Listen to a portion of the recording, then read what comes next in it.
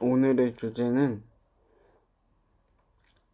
조금 특이한 걸 해보려고 하는데, 어, 요즘에 제 주변에서, 사회복지나 상담에 관심이 있으신 분들이, 음, 사회복지에서도 상담이라고 말하고, 상담 전공에서도 상담이라 말하는데, 어, 두 전공 간에 그러니까 두 전공에서 말하는 상담의 차이는 정확하게 뭐인 것 같냐? 네가 대상자로서 겪어봤을 때, 그리고 치료사 교육을 받아봤을 때, 받아본 입장에서 어떤 게 다른 것 같냐고 저한테 물어보시는 분들이 있어요. 그래서 그 부분에서 제가 느꼈던 느낌 그대로를 한번 말씀드려 보려고 합니다. 일단은 사회복지에서 일단 대상자, 그러니까 사회복지에서 쓰는 용어로 한다고 하면 클라이언트가 왔을 때 초기 면접, 그러니까 초기 상담 또는 초기 면접 또는 인테이크라고 하는데, 이거는 뭘 말하냐면 솔직히 말해서 사회복지에서 쓰는 이 상담이란 거는 사례 관리를 위한 거. 즉 뭐냐면 쉽게 말해서 추적 그 대상자를 추적 관찰, 그러니까 대상자에 대한 정보를 가지고 추적 관찰을 하고 이 대상자에 대한 정보를 획득을 해서 필요한 전문가에게 연계를 해주는, 그러니까 실질적인 행정 처리 전문가라고 저는 느꼈어요. 상담은 뭐가 다르냐면, 일단 상담은 전문 분야마다 달라서 자세히 모든 분야를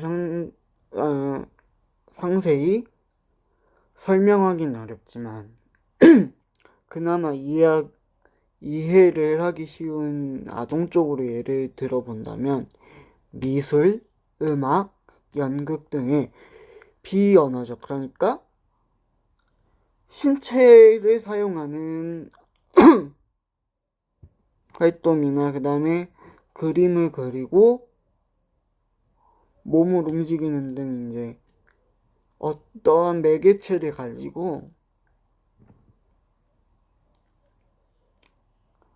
이 마음을 들여다보는 거, 그리고 언어적인 말을 하고, 그 다음에 우리 상담을 한 번이라도 겪어보신 분들은 가끔 가다가 저한테 이렇게 물어보세요. 상담실에 가면 빈칸 채우게 하는데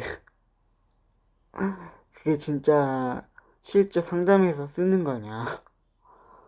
실제 상담에서 사용을 하는 방법이고요. 그리고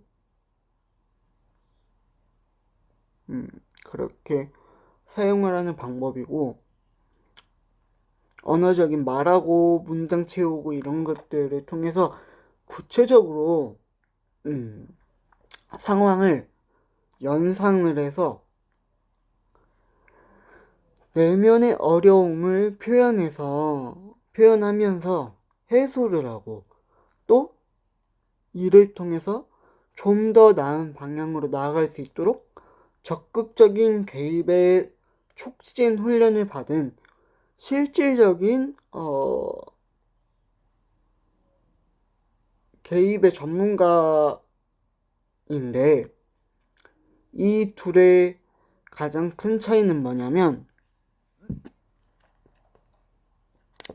제가 겪어봤을 때 느꼈던 거는 사복은 그러니까 행정 처리, 서류로 지원하는 걸 주로 배워요. 어, 연계라고 하죠. 그거를 주로 배우고 쉽게 말해서 이 사람은 상담이라기보다 뭐 쉽게 말해서 이 사람은 언어적 상담이라기보다 조금 매개체가 있는 미술 또는 놀이 이런 쪽으로 해서 더 수월할 것 같다고 느껴지는 부분에 있어서는 언어적 상담보다는 어, 하나의 도구를 가지고 하는 그런 전문 상담 선생님한테 연계를 해주고, 또 어떤 분은 이제 이분은 언어적인 부분에서 도움을 드려도 될 것 같다, 언어적인 상담으로 도움을 드리는 게 좋을 것 같다고 판단이 되면 그때 이제 상담심리사나 임상심리사, 또 가족상담 전문, 부부치료 전문, 가족치료 전문가들한테 이제 연계를 해드리고, 그 다음에 상담이라기보다 지역사회 자원을 통해서 이런 주거 환경 개선이나 이런 걸 통해서 심리적인 어려움을 해소할 수 있을 것 같다, 이렇게 판단을 했다고 하면 또 그거에 맞는 연계 지원 사업을 연결해서 이제 지원을 해드리는, 주로 행정적인 조율자의 역할, 그러니까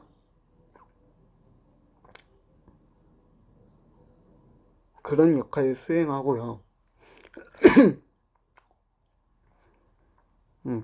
사복은 행정 처리를 배운다고 하면 상담은 위의 것들을 종합적으로 배워요. 그러니까 사람이란 자체에 깊이를 둔다고 보면 될 것 같아요.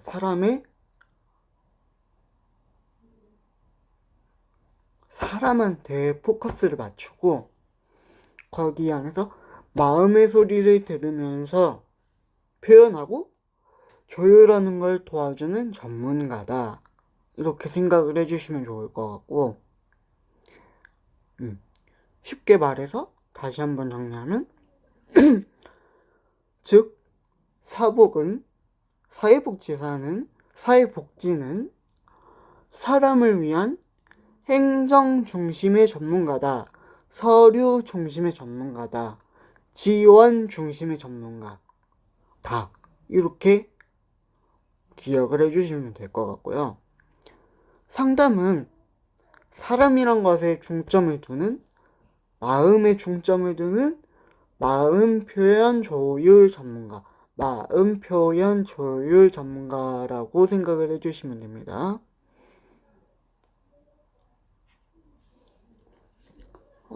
또 다른 질문이, 이렇게 사회복지에서 사례관리 상담을 통한 이런 것들이 그러니까 우리가 얘기하는 사회복지 안에서 상담을 했던 이런 것들이, 사례관리 인테이크를 했던 것들이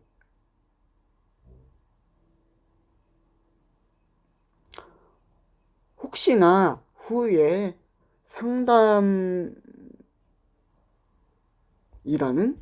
전문 상담, 그러니까 미술치료, 음악치료, 놀이치료, 상담심리, 임상심리 이런 것들로 이직을 준비하고 실제 현장에서 투입이 됐을 때 전문 상담 쪽으로 이직을 할 때 플러스 요인이 되느냐, 저한테 이렇게 물어보신 분들이 되게 많았어요.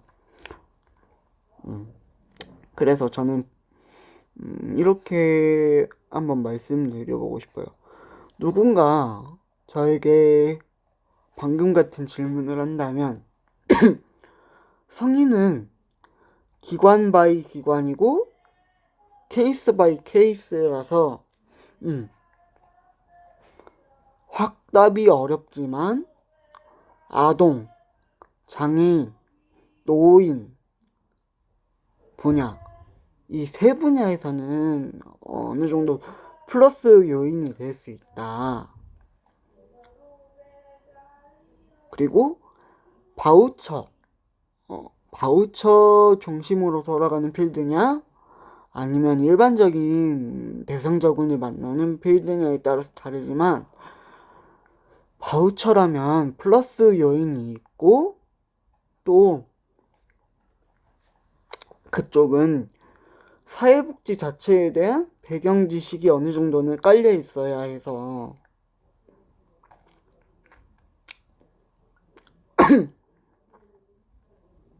바우처 필드 안에서는 충분히 어느 정도 바우처 필드에선 어느 정도 플러스 요인이 될 수 있다라고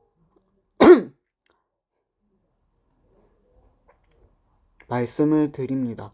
그리고 말씀을 드리고 싶어요. 그러한 이유는 저도 장애인이고 하지만 이 바우처 필드 안에서는 복지적인 취약계층, 애초에 이런 케이스들이 많고 그 다음에 장애인, 노인 이쪽은 복지랑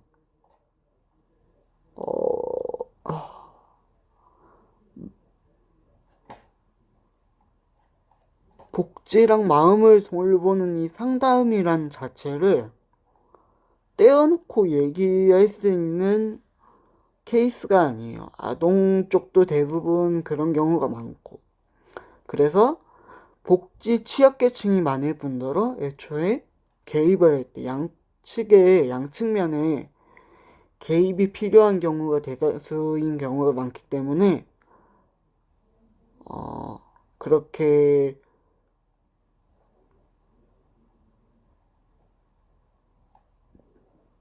지금까지 봐왔던 케이스들 중에 그런 케이스들이 많았고 그렇기 때문에 플러스 요인은 된다. 다만 요인일 뿐 전혀 다른 분야라 서로 간에 호봉에 대한 인정이나 이런 건 되지 않는다. 경력 인정은 되지 않는다. 다만 플러스 요인이 된다.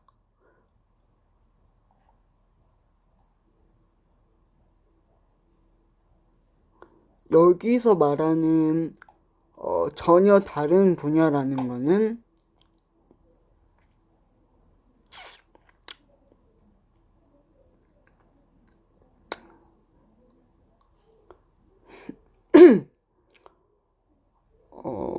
뭘 얘기하냐면 쉽게 말해서